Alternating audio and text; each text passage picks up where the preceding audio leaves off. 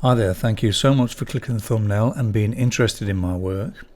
In this video, part 3, I'll be sharing with you my techniques and tips on how I achieved the water, the sand and the finishing touches of the whole painting. So be sure to watch it right through till the end, because here and there I'll be slowing things down in real time so you can take a closer look. So let's dive in and take a look.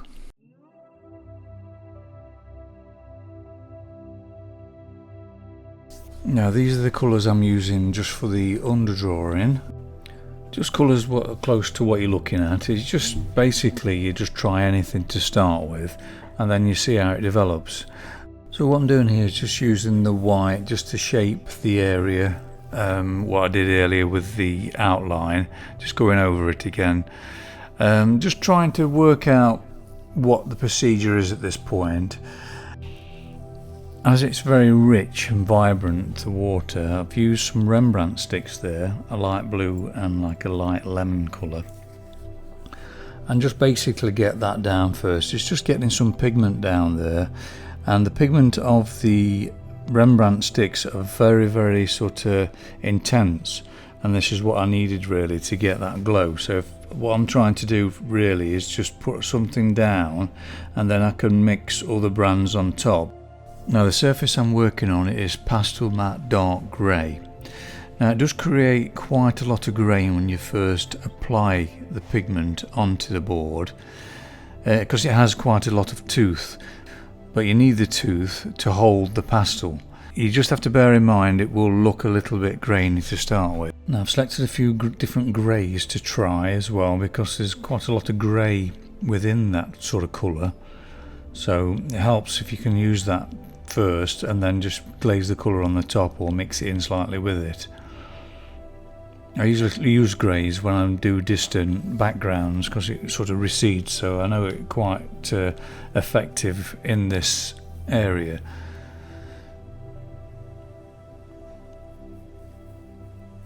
So just working in the Carbothello white now and the sort of really rich green from the Carbothello as well, and just trying to sort of find my way, mixing the greys with the colours, just see how they feel.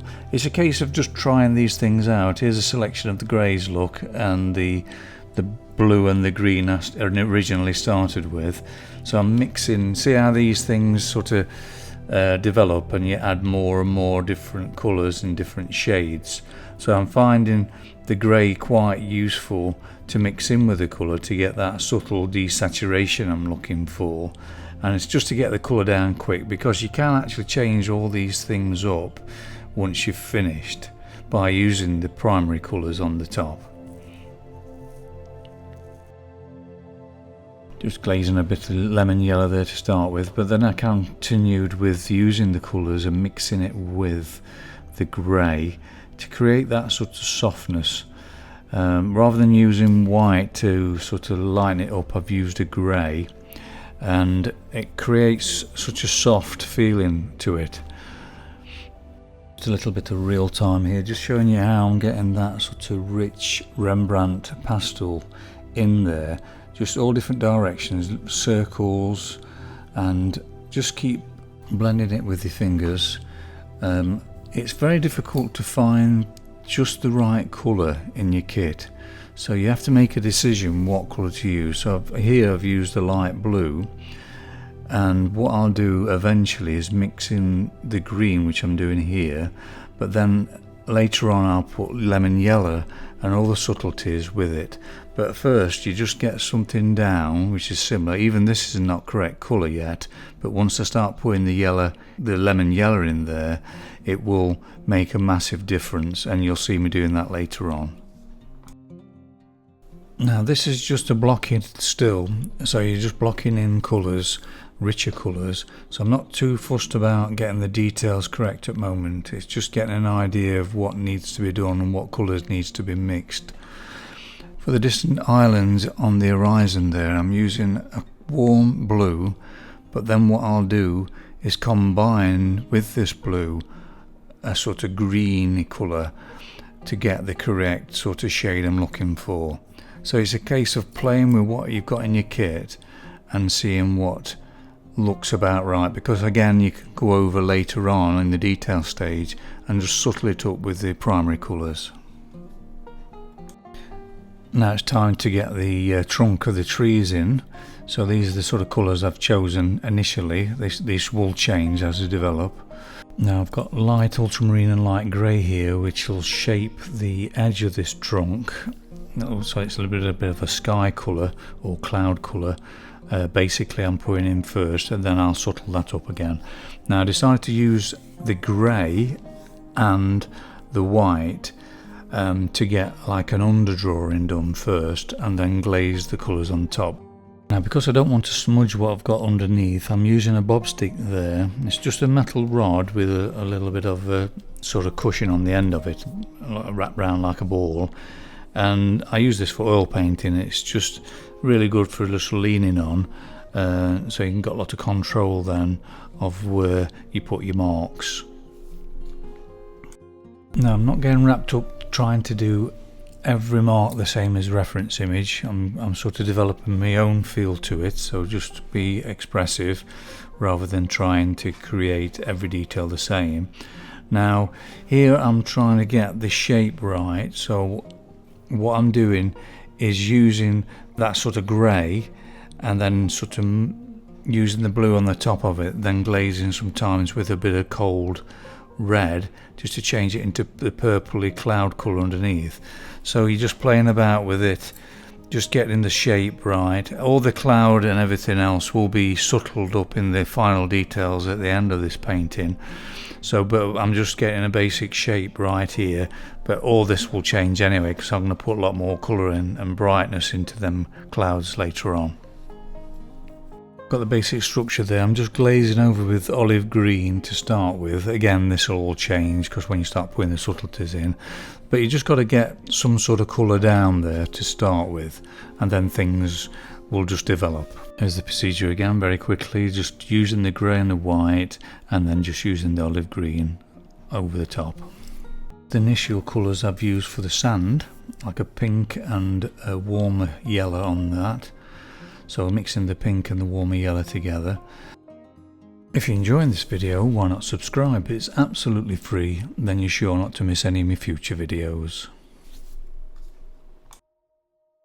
I need that richness again, so I'm using the Rembrandt sticks. So I'm using like a lemon yellow colour there, and then I've got like a nice orangey colour, a very subtle orange I'm putting on the top as well.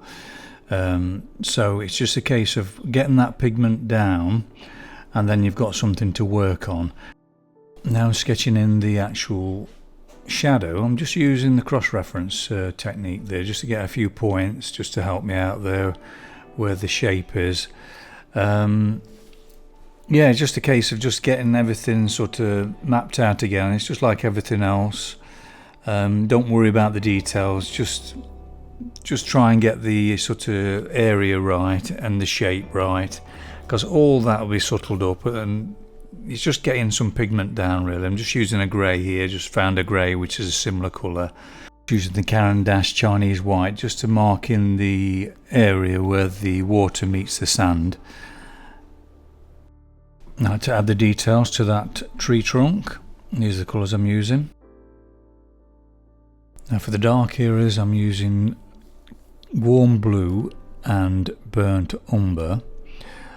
Glazing over that warm blue and lemon yellow to create a nice zingy green, and then using the white and the light grey to subtle up those highlights. Some real time now, just showing you how I'm glazing the lemon yellow over that underdrawing, then mixing in the olive green, so you combine the two together and then use that light grey to get that shimmery look on the bark of the tree. In places it's a goldenly feel to it, so I'm glazing with the burnt sienna and lemon yellow, which creates a really nice gold. Here's a close-up view just showing you how I'm putting the details in here, and again glazing with that burnt sienna and lemon yellow to create that sort of zinginess about it. Now here I've used some Caran dash pencils as well, the dark green, which gives it that density I'm looking for, and also a pink mix as well, which I'm using here, and that creates a really vibrant sort of colour underneath for when I glaze over the top, so that shines through then. Now to go back to the water and the edge of the islands in the distance there, just trying to get that sort of horizon line correct. So I'm just using a ruler there for a straight edge, just using Carbothello white just to mark it up first, and then just going over with that light grey, and just basically just using green, light blues and a bit of lemon yellow here and there. It's just a case of just playing around really, just seeing what works. Again, it's just a matter of just getting everything sort of in place, keep building it up, and eventually it'll come together in the end. It's just one step at a time, just keep adding more colour, comparing it with other colours, you know, and the clouds, just seeing how it looks against that. And just basically it's all about play and enjoying it. So it's just letting go of the mind, because the mind likes to control things, so you've really got to let go of control and just let it flow from you. And the way you do that is to open the heart, let go of the mind, just focus on the energy and the space around the subject. In this case it's all the space and how the clouds feel and the space where that palm tree is.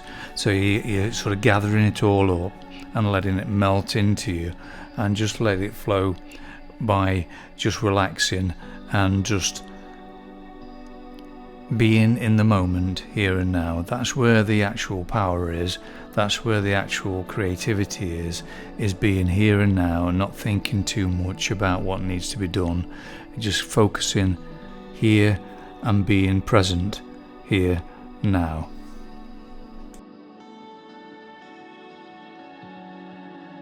Just like to take this opportunity to thank all my Patreons for all their wonderful support every month. Can't thank you enough, it does mean the world to me, makes all the difference. Now if you're considering joining me on Patreon and would like the benefit of longer, slower and more in-depth videos, please check out the link in the description below for more details. This painting will be on my Patreon at some point, probably going to be about 6 hours long, where I've slowed it down to as slow as I can get it so you can see every pencil I use and every mark I make, so be sure to check out that when it's available. So here I'm trying to focus on trying to get the colour correct now and the chroma, so how it glows, and trying to get that watery feel so you can feel as though it's transparent and it's glistening. So yeah, just sort of building it up. I've put a little bit of pink in there as well, because you can actually see some of the sand through the water, so I'm merging that into it. There's a little real time now, just showing you how I'm using the white, very small sort of marks, trying to get that sort of glistening on the top and a sort of movement in that water. So just sort of letting it go. So best thing to do really is not to try and focus on getting exactly like you see the reference, but let them movements flow through you. So just sense it and just let it happen. So the procedure was lighter colour, glaze over the top, lighter colour, glaze over the top. So sometimes I'm using the light blue stick or the white stick and then just glazing over with different colours on the top of it. That's how I sort of created that sort of glisten feel to it. To create the shadow for the palm tree I used different greys, finding out which one worked, and then using like a pink mix from the Carbothello range, trying different things. So I put a little bit of lemon yellow on, then used the Rembrandt white and then control the white with the Carbothello, and then just trying different colours, you know, just try it. You've got to be open to try different things all the time really, especially when you've not really done such as this Caribbean scene. I've not really done a Caribbean scene before, so it's all new to me, all the colours, so it's quite interesting to do. you know, to try and create all these subtleties. I would just like to mention a big thank you to Sandy Mirror for the super thanks donation. I really appreciate it. It helps me to actually create this channel and produce videos. I really appreciate it. If you're interested in making a donation to the channel, just click on the super thanks icon, which you'll find under any one of my videos in my channel. Right, so what I'm doing now is trying to focus on the whole of the painting, try and get an overall balance. And I noticed the sky wasn't fresh enough. Now I put all that bright freshness using those Rembrandt sticks in the water. I found that I needed to put some more colour and vibrancy in the actual sky, so I used certain sticks for there as well, just to create that balance. Just showing you how I'm using the sort of primary colours just to create the subtle blends. Just using obviously the red, blue and yellow there, just the different combinations. See, that's a beauty really. You can just put any colour down in a similar colour, then you can just change it up by just putting these primary colours over the top, just glazing over, and it just makes all the difference. Here I'm trying to create little glints using the white Rembrandt stick. Just using the edge of this stick just to create little subtle marks. It's the same as using a pencil really. It's the same sort of thickness of marky making. It's just that you're holding a chunkier piece of pastel, that's all. If you're enjoying this video, why not give it a like and share it with your friends? It would mean so much to me, as this would help the channel to grow. To create an overall balance, I'm working on putting richer colours now in the actual foliage of the palm tree, so I'm using sticks again, because the water and the sky now have got that sort of really rich vibrancy of these sticks. I need to put some of that in the actual tree itself as well, to balance it up. So I'm just choosing sort of colours what I've got in my kit. They're all Rembrandt brands, and then just seeing what works really. Now what I do is just feel it and try and produce how it feels, rather than trying to get every detail the same. So just be sort of spontaneous with it, and don't go too heavily into the detail. Just it's about the feel of it. So it's your impression at the end of the day.